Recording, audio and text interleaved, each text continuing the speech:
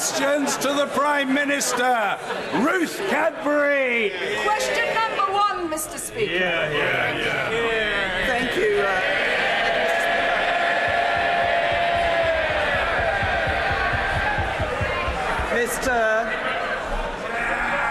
Mr. Speaker, this morning I had meetings with ministerial colleagues and others.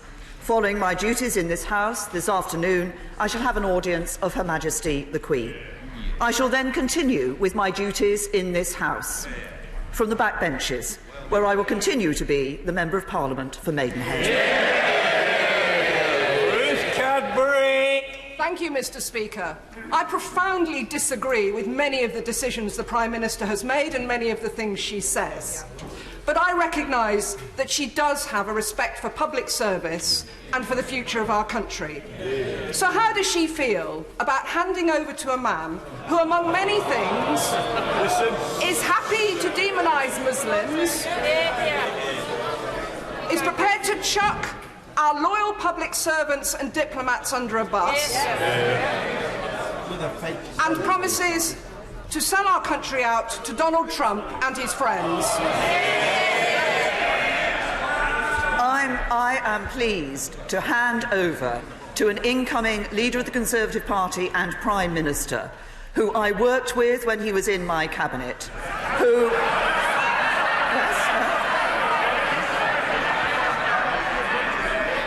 and who is committed as a Conservative who stood on a Conservative manifesto in 2017, to delivering on the vote of the British people in 2016, and to delivering a bright future for this country.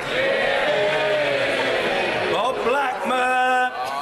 Thank you, Mr. Speaker. I rise to not only thank my right honourable friend for her loyal service as Prime Minister over the last 3 years, but also for her 33 years in public service, which is a record to be proud of, but also to thank her for her personal support in helping me get my private member's bill, the Homelessness Reduction Act, onto the statute book. Does my right honourable friend agree with me that it is far better to help people and prevent people from becoming homeless, to use the taxation system to combat obesity and to prevent people from smoking in the first place? Does she agree with me that prevention is far better than a cure? First of all, can I say to my honourable friend, can I thank him for all the work that he did on his Homelessness Reduction Act? Can I also say, crucially, we are actually seeing that Act having an impact, and that is so important for people who are benefiting from the work that he did. He's been doing a lot of work, I know, as part of the Smoking and Health APPG, and I agree that we do need to start viewing health as an asset to protect throughout our lives. That's why we've taken bold action on smoking and on childhood obesity. And I'm proud that we've delivered the biggest ever cash boost in the history of the National Health Service, but also a long-term plan that, as my honourable friend says, will focus on prevention.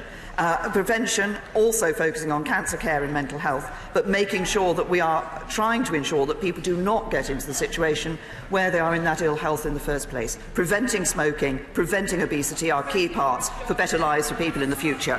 Jeremy Corbyn. Thank you, Mr. Speaker. Today marks the final day in office for the Prime Minister, and I pay tribute to her sense of public duty. Public service should always be recognised. Being an MP, a minister, or indeed a Prime Minister is an honour that brings with it huge responsibility and huge pressures, both personally and, I'm sure, the Prime Minister and probably the whole House would agree, on those very closest to us, who often are not able to answer back for the criticisms made against them. So I hope, Mr. Speaker, that she has a marginally more relaxing time on the backbenches, and perhaps, like the Chancellor, even helping me to oppose the reckless plans of her successor.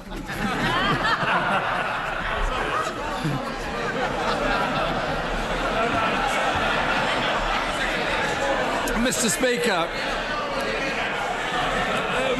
if I may continue,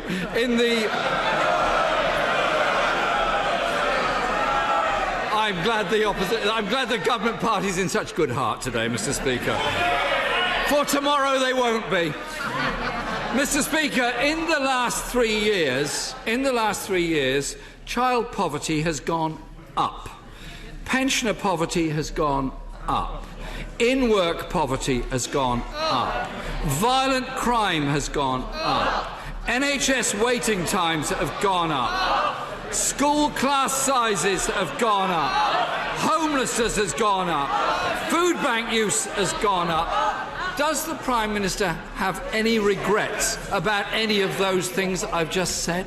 Can I say to the right honourable gentleman, it's very good to see the Conservative Party in good heart, which is more than I can say for the Labour Party.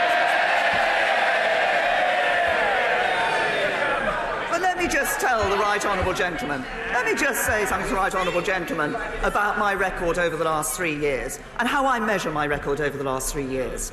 It's in the opportunity for every child who is now in a better school. It's in the comfort for every person who now has a job for the first time in their life. It's in the hope of every disadvantaged young person now able to go to university.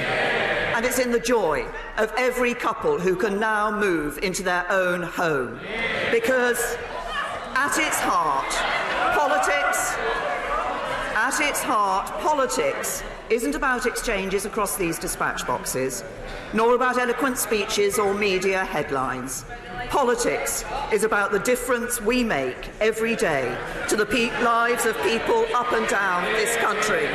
They are our reason for being here, and we should never forget it. Jeremy Corbyn! Mr. Speaker, politics is about real life. Politics is about what people suffer in their ordinary lives. And I didn't mention that per pupil school funding has gone down.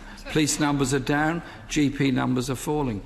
In the 2017 Conservative manifesto, the Prime Minister promised that no school would have its budget cut, and that they would protect TV licences for the over 75s and halve rough sleeping. Which of these pledges is the Prime Minister most sorry has not been achieved? Can I just point out to the right honourable gentleman, I'm pleased to hear that he spent some time reading the Conservative Party manifesto in 2017. Had he read it properly, he's not been known always for reading the documents that he stands up and talks about. Had he read it properly, he'd have said we did make a pledge on rough sleeping, to halve rough sleeping by 2022 and to stop rough sleeping by 2027. I'm pleased to say that in the last year we have seen rough sleeping going down, and particularly rough sleeping going down in those areas where this government has been taking action. Jeremy Corbyn! I don't quite know where the Prime Minister gets her figures from on rough sleeping. All I know is that I travel around this country just like other members of this House, and I talk to people who've had a disaster in their lives and end up rough sleeping. We are the 5th richest country in the world. It is surely wrong that anyone should end up sleeping on the streets of this country. We can and should do something about it. Mr. Speaker, I've often disagreed with the Prime Minister and have many criticisms of her policies. However, I welcomed the reduction in the stake on fixed odds betting terminals, the adoption of the Children's Funeral Fund and scrapping employment tribunal fees. Which of these policies is the Prime Minister most proud of?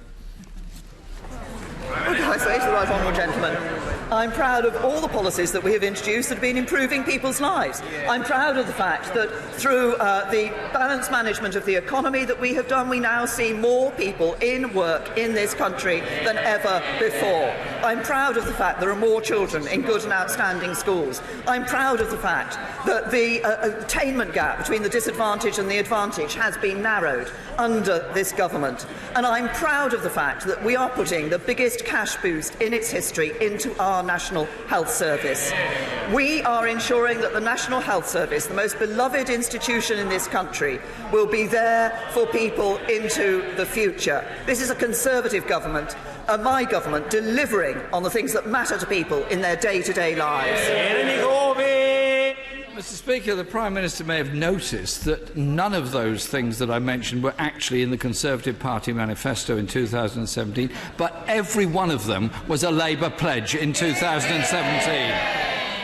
On Brexit, the Prime Minister's own red lines ruled out any sensible compromise deal. Only after she had missed her own deadline to leave did the Prime Minister even begin to shift her position.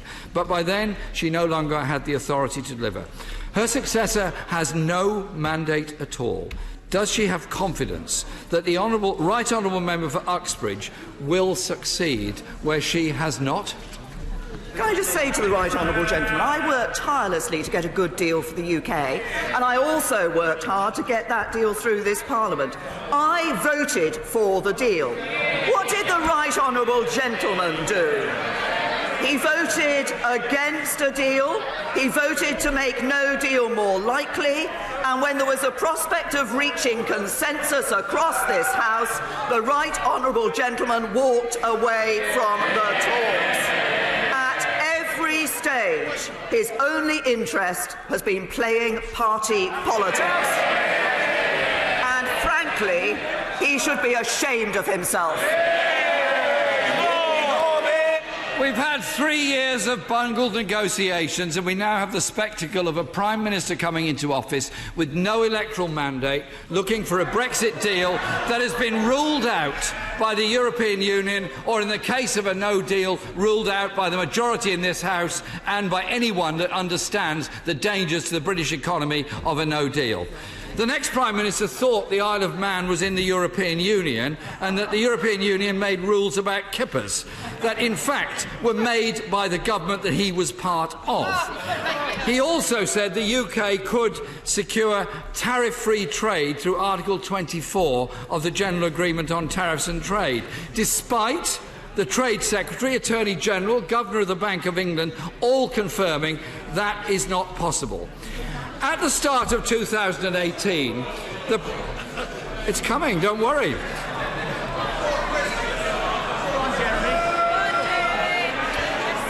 At the start of 2018, Mr. Speaker, the Prime Minister herself set up a new unit to counter fake news, charged with combating disinformation. How successful does she think that's been? I have to say to the right honourable gentleman that I fear that our success hasn't been what we wanted it to be from the amount of fake news and fake information he uses at that dispatch box.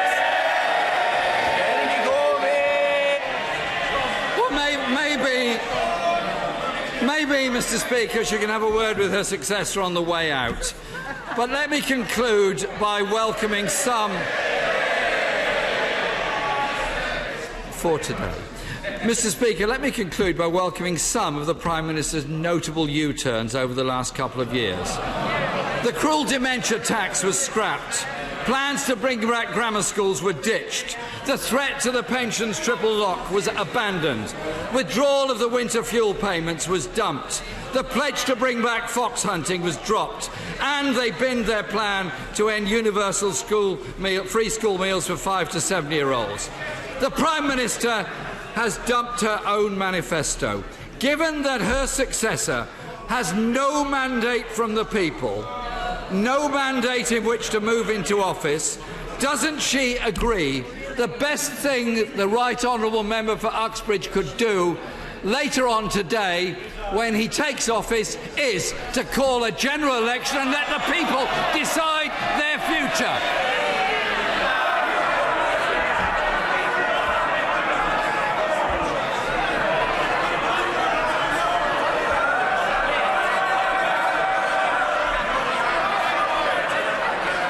Answer to the right honourable gentleman is no.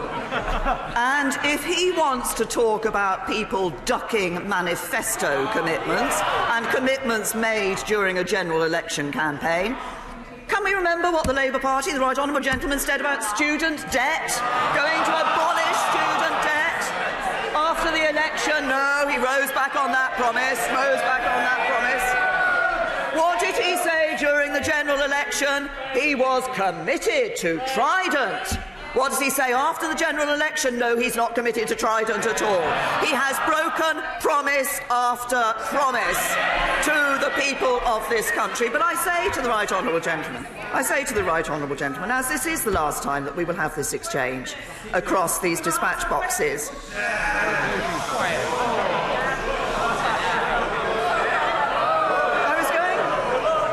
I was going to say that it is the strength of our British democracy that the Prime Minister and the Leader of the Opposition have these exchanges across their dispatch boxes every week at two swords' length. No quarter is sought and none is given. And that's as it should be in our adversarial parliamentary democracy. But he and I are very different people, and with very different politicians. I think we approach the issues we face in this country in different ways. I have spent all but one of my years in this House on the front bench trying to implement the policies I believe in. He has spent most of his time on the back benches campaigning for what he believes in, often against his own party. But what I think we both have in common is a commitment to our constituencies. I saw that after the terrorist attack in Finsbury Park Mosque in his constituency. But perhaps I could just finish my exchange with him by saying this. As a party leader who has accepted when her time was up, perhaps the time is now for him to do the same.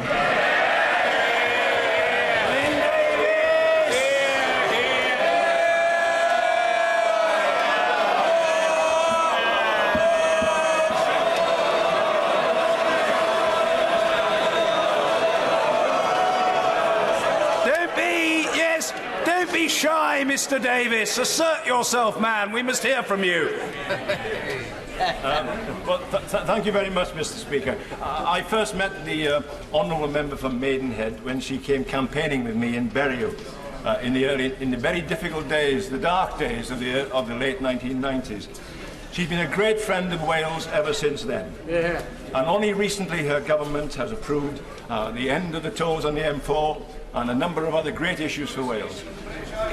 Can I ask the honourable member, the Prime Minister, the right honourable member, the Prime Minister, to encourage her successor to bring forward a bill to extend the general election franchise to all British citizens living overseas, where there's a wide diaspora of Welsh. Well, can I thank my honourable friend for his remarks? Can I thank him also for highlighting the work that the government has done in Wales? I would add to that there are over 95,000 people in Wales who had a pay rise this year as a result of the national living wage, and we've seen employment in Wales rise by 167,000 since 2010. So we have indeed seen Conservatives delivering for Wales. I know the concern there is about the franchise issues for overseas voters, and I'm sure that is something that my successor will wish to look at. But can I also say to my honourable friend that I discovered a new part of his past recently, which is that I believe he was once the bodyguard to the legendary Hollywood actress Lauren Bacall.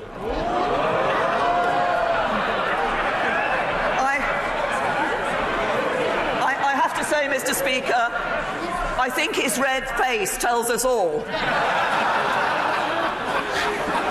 Ian Blackford. Thank you, Mr. Speaker. Prime Minister, it is fair to say that we have had our differences. It has not often been a shared meeting of minds. However, with the Prime Minister standing down today, the time for holding the Prime Minister to account has passed. Mr. Speaker, the burdens of office are considerable. The loneliness of leadership can be stark. Whilst there are times we have clashed on points of political difference, equally we have stood together when it has been right to do so. Over Salisbury and over the threats to the UK's national security. The Prime Minister has made sure that opposition leaders were informed rightly at key moments in national security. And in particular, her Chief of Staff, Gavin Barwell, has always sought to make sure that I was kept informed of important developments. Prime Minister, I wish you and Philip all the best for the future. As the Prime Minister departs, is she confident that the office of Prime Minister can be upheld by her flagrant successor?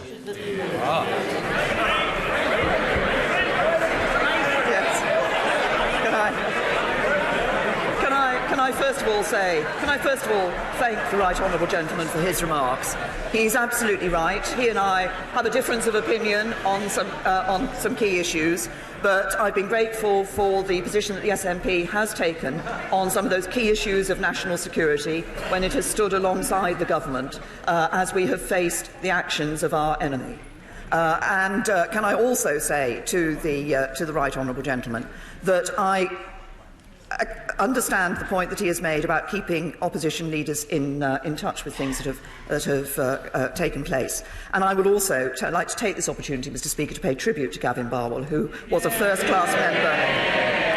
He was a first-class member of this House, a first-class minister, and has been an absolutely first-class Chief of Staff. And in answer to the right honourable gentleman's question, yes, I congratulate my right honourable friend for winning the Conservative leadership election. He will take over as Prime Minister, and I look forward to a first-class Conservative government under his leadership, delivering for the whole of the United Kingdom. Ian Blackburn.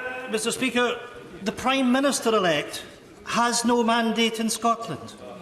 He has no mandate from the people. The government he is busy forming has no mandate in Scotland. Mr. Speaker, Scotland deserves better.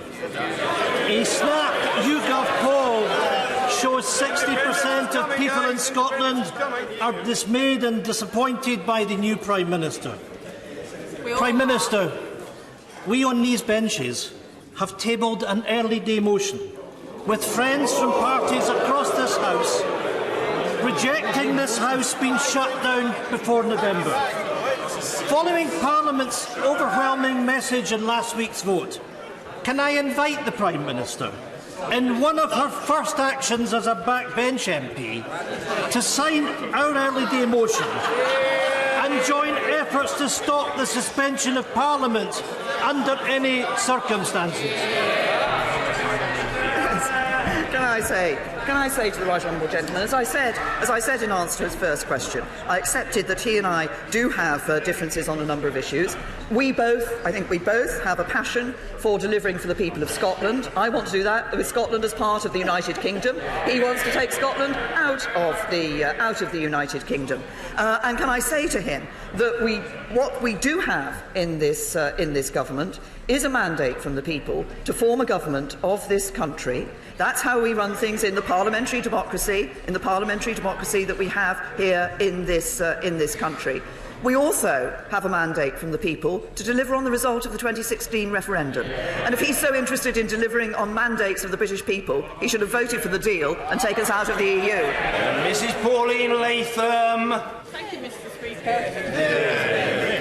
The Derwent Valley Cycleway is an aspirational project running through my constituency which would create an off-road cycleway between Derby and Baslow, providing an alternative commuting route, encouraging tourism, encouraging cycling amongst the young and improve the health of the local population.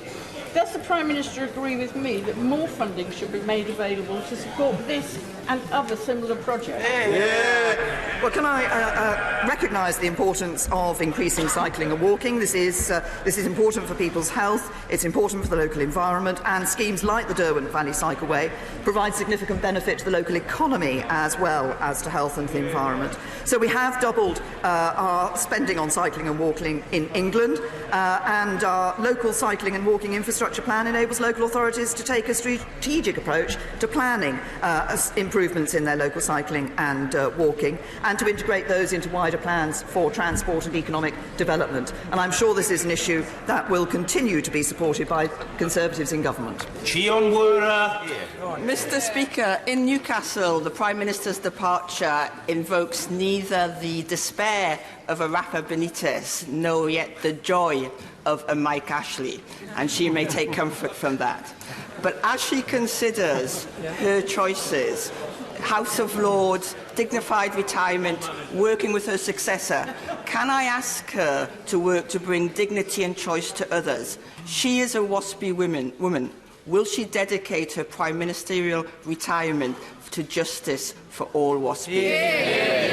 I say to the Honourable Lady that, first of all, we have put £1 billion extra into the pension system, recognising concerns that were expressed by women about the changes to pensions. But she references what I'm going to be doing in the future. I thought I'd already made that very clear. I will be continuing in this House as the Member of Parliament for Maidenhead. Closed question, Michael Fabricant. Question 14, sir. I'm sure my honourable friend will want to join me in saying how pleased I am with the economic growth that we've seen in the West Midlands Combined Authorities area. Outputs increased 27% over 5 years, productivity increased at twice the national rate last year, and employment has increased since 2011. And I think that the West Midlands Combined Authority shows precisely what a local, visible, innovative leadership can do, and how it can be the key to building a strong economy and a fairer society. Michael Fabricant. With the Prime Minister's active encouragement, the Mayor of the West Midlands was elected in May 2017, and she has supported him and the region ever since.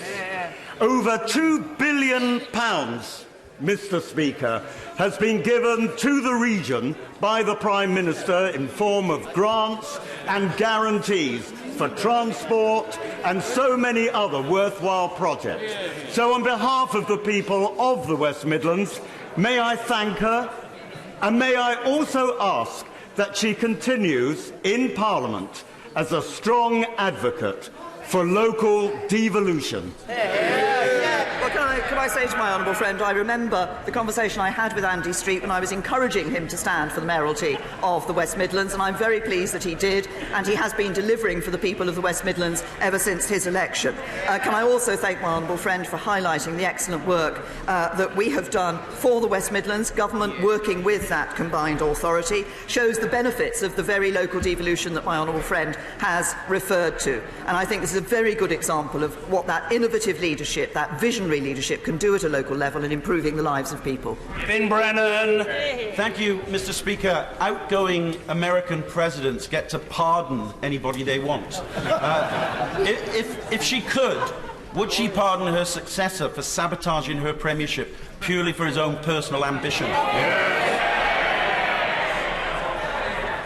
Can I say to the honourable gentleman that my successor will continue to deliver the Conservative policies that have improved the lives of people up and down this country since we were elected into a coalition government in 2010. There is a long list of improvements that have taken place in people's lives, and I look forward on the backbenches to giving my full support to the next Prime Minister as he takes us forward, delivering on Brexit and continuing to deliver on those Conservative policies. Sir Patrick McLaughlin. Can I thank my right honourable friend for the way in which she has conducted herself as Prime Minister of this country, for the dignified way in which she has approached the job and her responsibilities. Can I ask her to reflect on the fact that when we both first joined the government in 2010, for every £4 the government was spending, we were borrowing £1. As she leaves office today, for every £34 the government spends, we're borrowing £1. She has left an economy that is in a much more stable position than when it was inherited. To do that, she has had to make some very, very difficult choices, and choices we may not have wanted to make, but we've got the economy on sound footing, and I thank her for it. Well, can I thank my right honourable friend for pointing out that fact about government borrowing, and for highlighting the work that we have done for the economy, delivering that balanced approach. And I'd like to thank my right honourable friend, the Chancellor, for the work that he has done in delivering that. What does that mean? It means borrowing at its lowest level for 17 years. It means the lowest unemployment since the 1970s, wages growing at their fastest time in a decade, and debt falling. That's what my government has delivered. More jobs, healthier finances, and an economy fit for the future. Yasmin Qureshi. Thank you, Mr. Speaker. The Education Select Committee published its report on Friday, stating that the government should urgently address underfunding in further education by increasing the amount £4,000 per student to £4,760. will the Prime Minister agree that raising the rate will benefit the excellent Bolton Sixth Form College in my constituency, as well as many other colleges which are also under severe financial pressure, some of which are actually going under? I say to the honourable lady that obviously I will always look at select committee reports with care, but actually I commissioned a review, the Auger review, about post-18 funding in education. That review has been very clear that more money needs to go into further education and more money into sixth forms. I want to see that happening. Indeed, I think that just as my government has given a priority to the National Health Service in looking at funding for the future, the next government should give a priority to education so that we can see that money going into FE and sixth forms and ensuring that for every young person there is an avenue through education and training that suits them, that suits their talents and gives them the best opportunities for their future. Helen Grant. Mr. Speaker, the Prime Minister has always been a great champion of victims of domestic violence as Prime Minister and as Home Secretary, and she's directed many, many millions of pounds during her time into improving those support services. But does she agree with me there is still much more work to be done in terms of prevention and early intervention and the ongoing scepticism that still greets many victims when they report violence? Can I thank my honourable friend for raising a very important issue, and also thank her for the work that I know she did in her legal practice prior to coming into this House for the victims of domestic violence. This is a very important issue. I'm proud of the domestic abuse bill that has been introduced in this House, and I look forward to the debates on that bill as it goes through its time in Parliament. But my honourable friend is absolutely right. We do need to continue the focus, to continue making sure that we're working on prevention and continuing to raise awareness. We must ensure that domestic violence is seen for what it is. These are criminal acts that are being perpetrated, and they should not be brushed under the carpet. People should not just say, oh, it's something that happens behind closed doors or just a domestic. We need to take domestic violence very seriously. We need to ensure that we take the appropriate action for in relation to the perpetrators, but also that victims are given support and that they feel confident and able to come forward at the earliest opportunity to report what has happened to them. John McNally. Thank you, Mr. Speaker. My constituent, the wife of Captain Dean Sprouting, a brave, experienced and decorated soldier with the UK military for 29 years. In January 2018, he was killed while serving in Iraq, believed to be by a forklift driven by US soldiers. 18 months later, Captain Sprouting's family have still not had an answer as to how he came to his death. His death has not been fully investigated, and those driving the truck have not been brought to justice. Can the PM ensure that there will be a continuing investigation into the cause of his death? Can I say to the honourable gentleman, obviously he's raised an issue of great concern, and I'm sure it will be of concern to members across this House, and of course to the family of his constituent. Can I say to him that I will ensure that the Ministry of Defence provides a response to him on this issue? Alistair Burt. Thank you, Mr. Speaker. Could I thank my right honourable friend for her work in supporting and overseeing the global health programme that the United Kingdom delivers overseas, particularly vaccination and most notably polio eradication vaccination, for which she has herself been internationally recognised and which has saved and safeguarded millions of children's lives across the world. Does she agree with me that the need to combat misinformation about vaccination is perhaps now as important as it ever has been? And would she, in her memo to her successor, just note the importance of this programme and also the continuing need for a self-standing Department for International Development? Can I thank my right honourable friend for his reference to the work on polio enables me to congratulate and commend the work that's been done by my constituent Judith Diment with Rotary International in their work against polio. Can I also say to him, it is important that we do combat the disinformation information about vaccinations and ensure that people are willing to have those vaccinations which will change their lives, which will ensure that they can lead healthy lives rather than succumbing to diseases and conditions that can have an impact on their lives. Can I also say to him, I'm proud of the fact that we have a Department for International Development. I'm proud of the fact that we've legislated for 0.7% of GNI to be spent on development aid overseas. That is an important element of global Britain, an important element of our standing in the world. Tom Brake. Thank you, Mr. Speaker. Last Friday, I had the honour of witnessing the presentation of the Légion d'honneur to Helen Aldwinkle, who is a constituent, for the work that she did at Bletchley Park as a codebreaker in World War II. She played a critical role in defeating the most disgusting fascist ideology. So will the Prime Minister, on her last day at the dispatch box, join me in saying that all politicians should remember the common goals which united people like Hélène, and they must never resort to, nor fail to call out nationalistic rhetoric which paints others as enemies, victimises minorities or espouses racism, and if they do, they are neither fit to be a president nor a prime minister.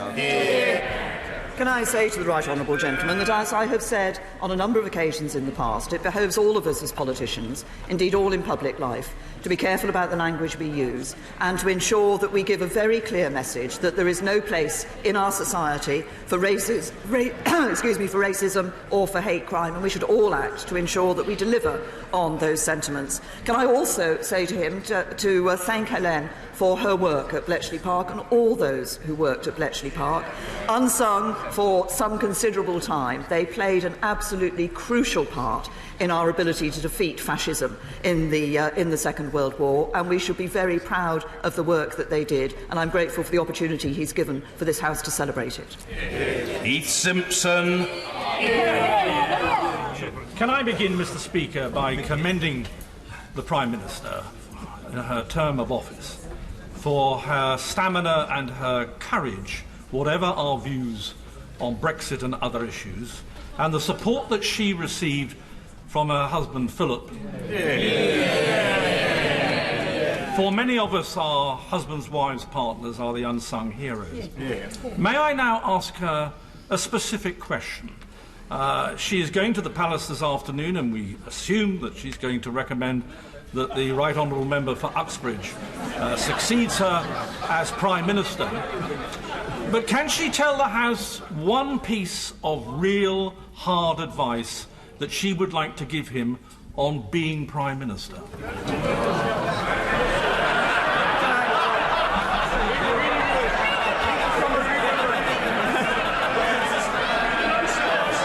Mr. Speaker, can I say a number of my honourable and right honourable friends from a secretary position are suggesting that advice should be to read my honourable friend's summer reading list.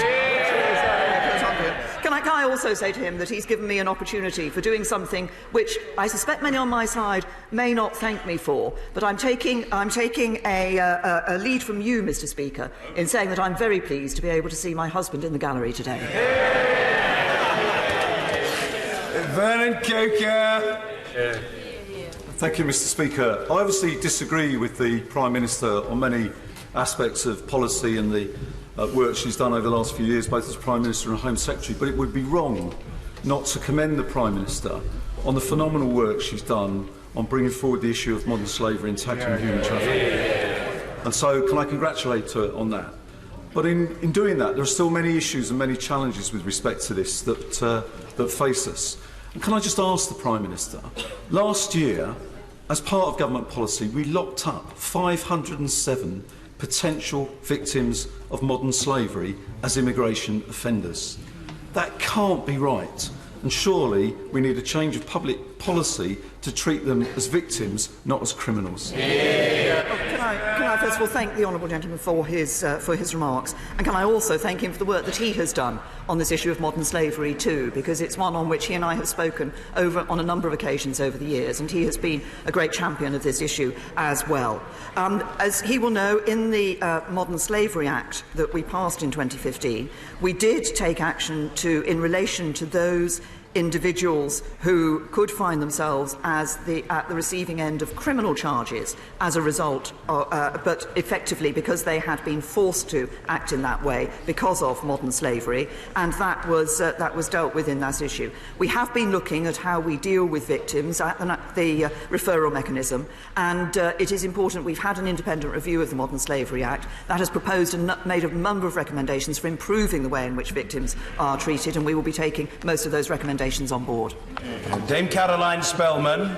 Speaker, and further to the honourable gentleman's mention of modern-day slavery, I think it's right to record that my right honourable friend has long and distinguished service in this House, both in government and in opposition, but her commitment to public service has been outstanding. Her vision and determination to bring forward legislation against modern-day slavery led the world. So I hope that my right honourable friend will continue her fight against slavery with us from the backbenches so that we stamp out this evil scourge together. Can I say to my right honourable friend, I look forward to joining her on the backbenches and continuing to campaign on this issue, and I also would pay tribute to her for the work that she has done on this issue. She's right, it is an absolute scourge. We must continue to fight it, and we must continue to raise awareness of it, because there are too many people today in this country, not trafficked into this country, but British citizens who find themselves taken into effective slavery. We must raise awareness of this, and we must constantly work to combat it and to end it. Mr. Paul Sweeney. The Prime Minister has often spoken about the need for an industrial strategy during her time in office, but the St Rollox Railway Works in Springburn, affectionately known as the Cali, will be closed by its asset-stripping German owner Mutares on Friday, ending 163 years of engineering excellence and the jobs of 200 skilled workers. Shame. The Scottish and UK governments have both failed to intervene to save this strategic site since the closure was announced late last year, while the workforce has been left devastated. Even though the Prime Minister is losing her own job today, it's not too late for her to act now and to instruct the government to do everything it can to find a way to save these vital jobs and this historic railway works. Will she at least commit to doing that? To the honourable gentleman, I recognise the concern that he's showing for his constituency and the worry and concern that there is for those people who are employed in the business that he has referred to. Of course, whenever we see closures of factories, closures of industrial sites, government does act to ensure that support is available for those who do find themselves losing their jobs, should that be the case. But can I also say to the honourable gentleman, he says that I said that I talked of having a modern industrial strategy. We have a modern industrial strategy. It is a modern industrial strategy which is setting the background and the framework which will enable the economy of the United Kingdom to be the economy for the 21st century. Charles Walker. Thank you, Mr. Speaker. You are in no doubt, Mr. Speaker, that I think the Prime Minister is a thoroughly good egg, and it's been an absolute privilege to serve on the backbenches with her. Mr. Speaker, this Prime Minister's commitment to mental health has been simply fantastic. It was fantastic when she was the Home Secretary and fantastic as Prime Minister. The Stevenson-Farmer Review into workplace mental health. Sir Simon's Wesley Review into the 1983 Mental Health Act.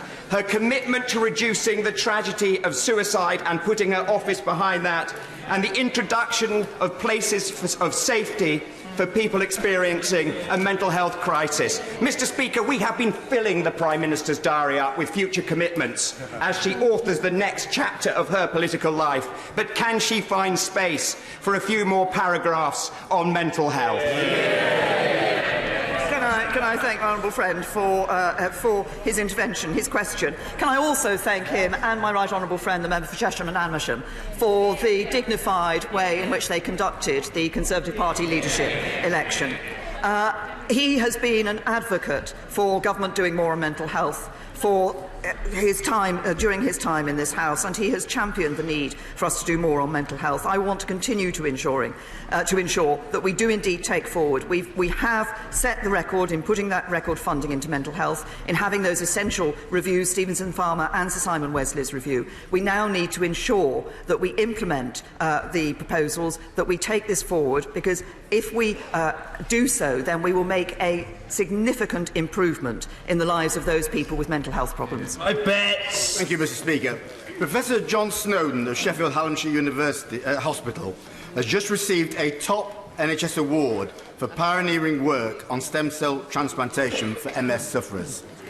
Mr. Speaker, I'd like to declare my own personal interest in this, in that John Snowden and his excellent team were responsible for my own transplant last year for multiple myeloma, a form of blood cancer. Will she now give an assurance, as she steps down as Prime Minister but remains an MP, that she won't support any form of Brexit which prevents John Snowden continuing to work with his EU colleagues on the board of the European Society for Blood and Marrow Transplantation, which will continue to advance this treatment for patients with myeloma, MS and leukemia? Can I say to the honourable gentleman that, first of all, I commend the individual that he's referred to for the work that he has been doing. I'm not aware of the particular organisation that he has referred to, of which the consultant he's referred to is a member. But can I just say to the honourable gentleman that I do want to see a relationship between the United Kingdom and the European Union in the future that enables our scientists, enables our academics to continue to work with those in the EU, as well as those around the rest of the world, to do the pioneering work which, as the honourable gentleman has said from his own experience, is changing people's lives and improving those lives for the better. Ah, yes, a singular denizen of the House, Sir John Hayes. Thank you, Mr. Speaker.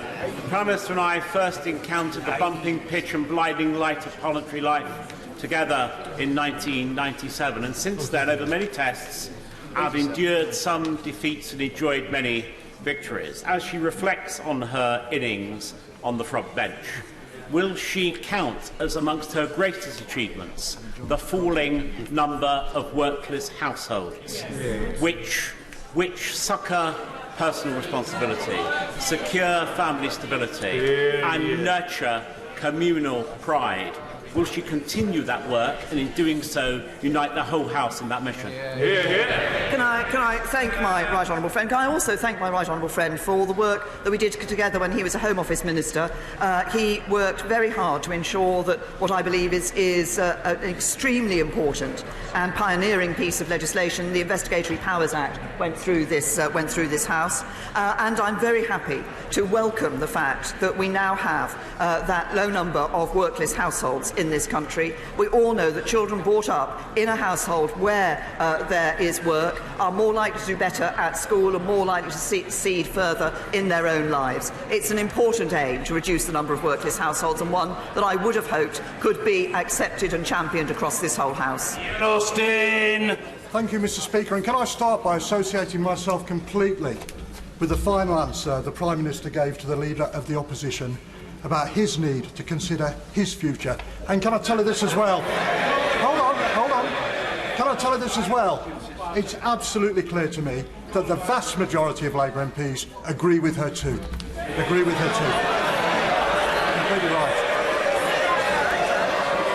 Now, Mr. Speaker, hundreds of people have come to my community meetings in the last few weeks. They're worried about antisocial behaviour, they're worried about car crime, they're worried about burglaries, and they're worried about violent crime too. They want more police on the streets and they want more criminals locked up. So will she urge her successor to make sure West Midlands Police gets all the support it needs to keep people in Dudley safe? Well, can I first of all congratulate the honourable gentleman on his appointment as trade envoy to Israel. I think he's done a lot of work on anti-Semitism and should be congratulated for that work too. We have,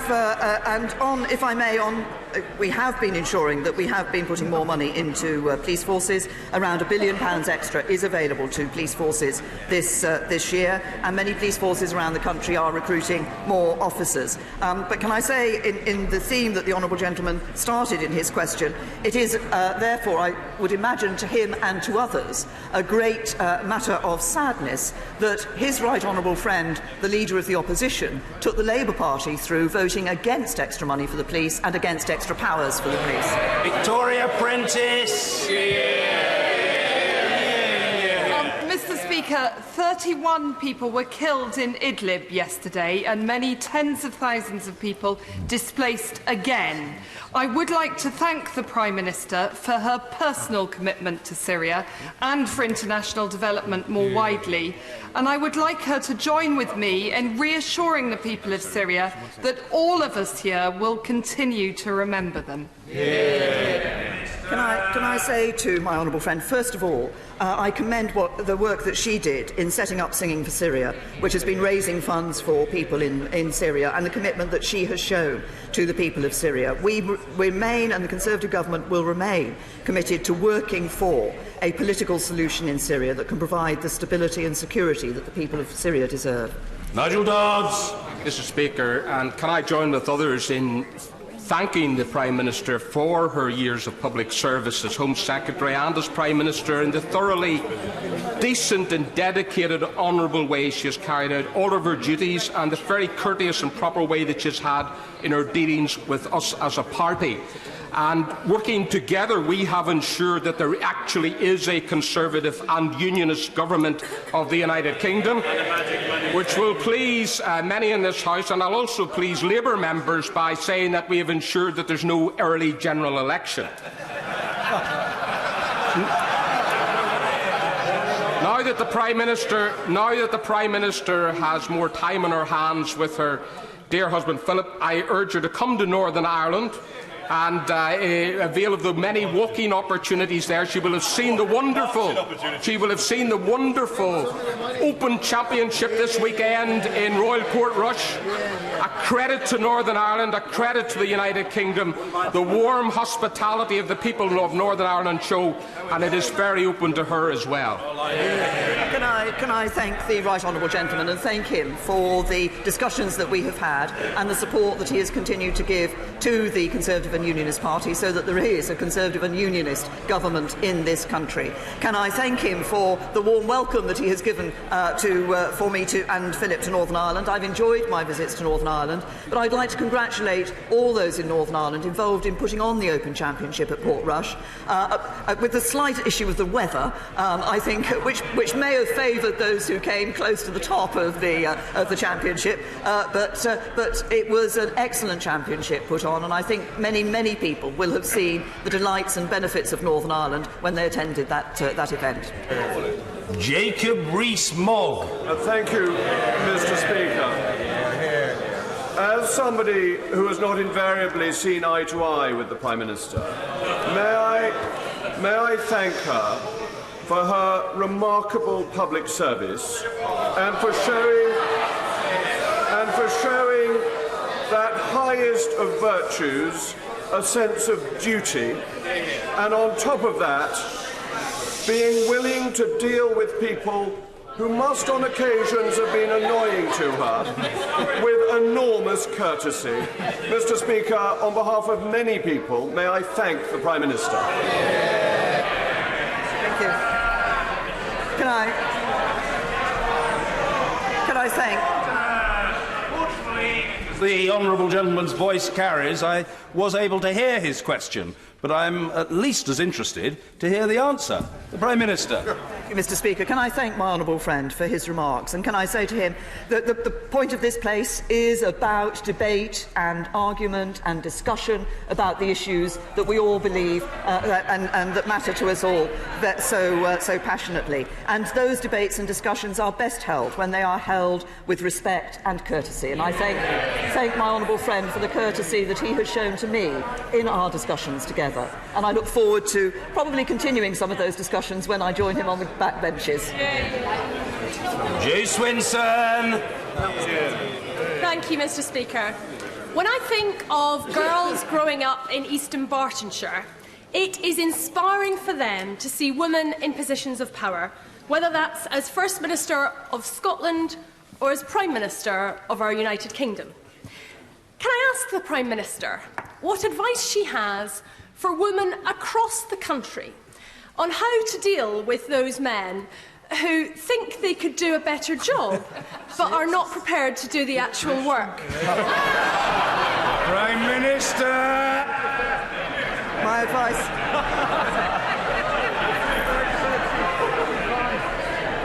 I think my advice to all women is actually be true to yourself. Persevere, keep going, and be true to the vision that you are working for. But can I congratulate the Right Honourable Lady on her election as leader of her party. I'm pleased also that we have a member representing a Scottish constituency who is a leader of a United Kingdom party. And I think it goes to show we are one united kingdom, and MPs from the 4 nations of our union sit in this House on the basis of equality. Can I also say to the Honourable Lady that I congratulate her on becoming the first woman, I believe, to lead the Liberal Party. And as I stand down, I'm pleased to be able to hand the baton on to another female leader of a political party. But as you look around the chamber, I have to say we almost have a full set. She's referred, and my party's had 2 women leaders. The Liberal Party now has a woman leader. The SNP has a woman leader, as do the DUP. Plaid and the Greens have. Even, wait for it.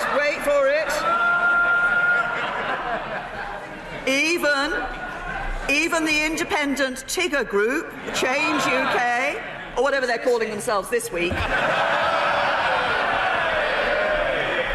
are now on to their second woman leader. There's only one party in this House letting the side down, the Labour Party.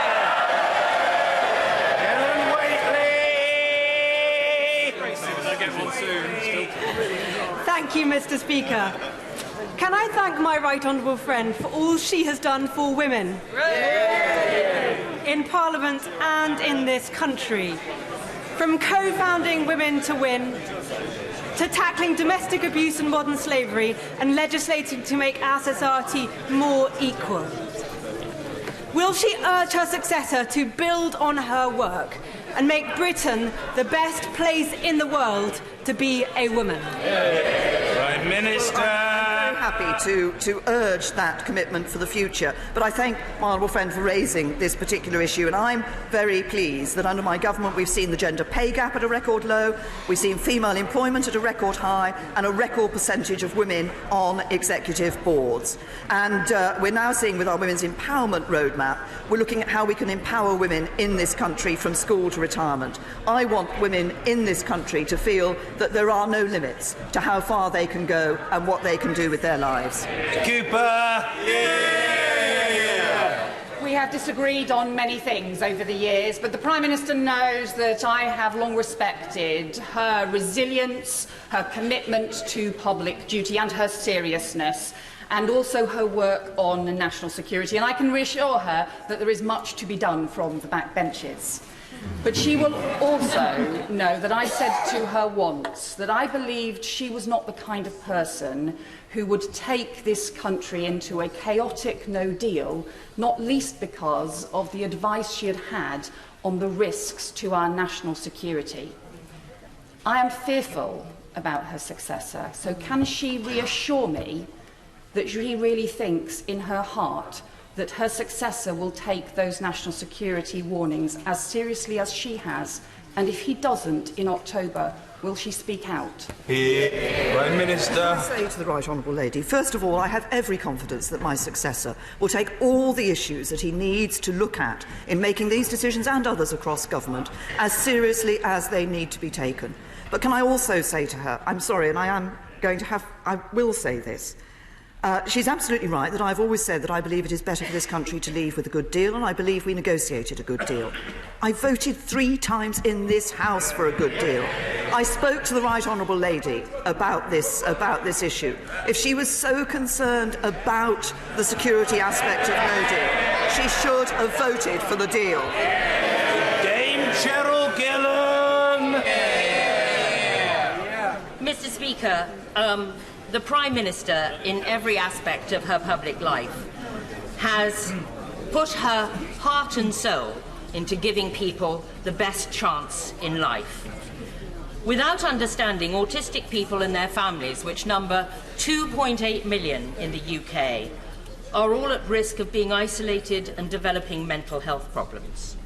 In thanking the Prime Minister for all the work that she has done in furthering the issues surrounding mental health and removing the stigma, Can I ask her, after she has left the front bench to spend more meaningful time with her husband Philip, if she will join the all-party parliamentary group on autism and become a champion and advocate for autistic people throughout the country? Prime Minister! My right honourable friend, and also thank her for the groundbreaking work that she did with the Autism Act in 2009. And I think that that Act helped to raise people's awareness of the issues of people on the autistic spectrum and a much greater understanding of what we needed to do in order to enable people with autism to lead fulfilling lives. Can I also say to her that I will, there are many issues that I will want to take an interest in when I'm on the backbenches. This is one, and along with the wider issue of mental health, that I will want to continue to look at, and I have committed to taking the autism training that the all-party group has made available for members of Parliament. Finally, I call the mother of the House, Harriet Harman. Thank you, Mr. Speaker. It's always a historic moment when a Prime Minister leaves office, especially when the country faces such difficult times as we do ahead. But her departure marks another milestone, because though we're on to our 77th Prime Minister now, she is only the second woman ever to have held that office. And she put tackling human trafficking and the horrors of domestic violence as a priority at the heart of her government. And can I say that in that respect, her legacy is secure, because everyone in this House backs that, and we will all be committed to taking that forward. Even her harshest critics must recognise her integrity, her commitment to public service, her dedication to this country, and those are qualities that none of us should ever take for granted. But can I just offer her a word of sisterly advice? Sometimes you just have to be a bit more careful when a man wants to hold your hand.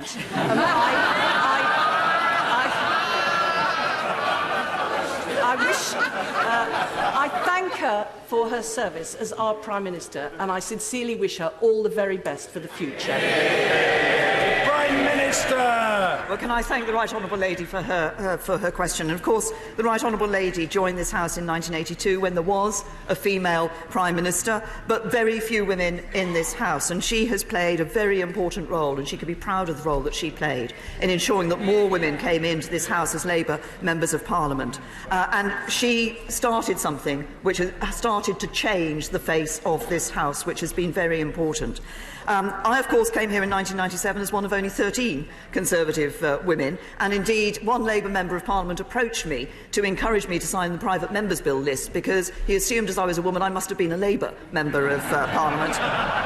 But I'm also proud to have played my part in getting more women MPs in this House, and I'm sure that amongst the women in this House today there is a future Prime Minister, maybe more than one. Later today, as I said earlier, I will return to the backbenches, and it will be my first time in 21 years, so it's going to be quite a change from standing here at the dispatch box. I'm told that over the last 3 years I've answered over 4,500 questions, over 140 hours in this House. More than I might have expected, Mr. Speaker. In future, I look forward to asking the questions. But we are, as the Right Honourable Lady has said, living through extraordinary political times. This House of Commons is rightly at the centre of those events, and that's because of the vital link between every single member of this House and the communities, the commons that we represent. That's the bedrock of our parliamentary democracy and of our liberty. And each one of us, wherever we sit, whatever we stand for, can take pride in that. And that duty to serve my constituents will remain my greatest motivation.